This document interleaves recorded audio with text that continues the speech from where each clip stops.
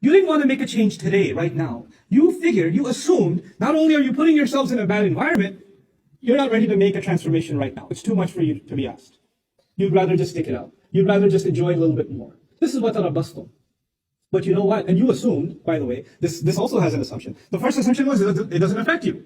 It doesn't have an impact on you, but it does. Something really bad becomes normal to you over time. You get desensitized. What is the effect of tarabbus, of holding off and holding off and holding off? Actually, you assume that you can put the brakes on at any time.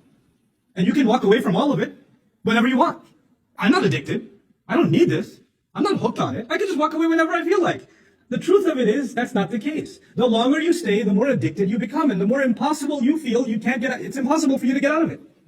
You're completely immersed. You're completely drowned. And you don't even know anymore what it is to be outside of this environment. And then you start telling yourself, it's too late for me.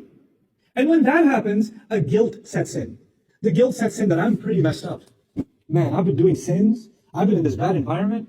I should have made tawbah a long time ago, but it's too late for me. And that bad, nobody likes to feel bad. Nobody likes to feel guilty. And then shaitan comes and says, why do you feel guilty?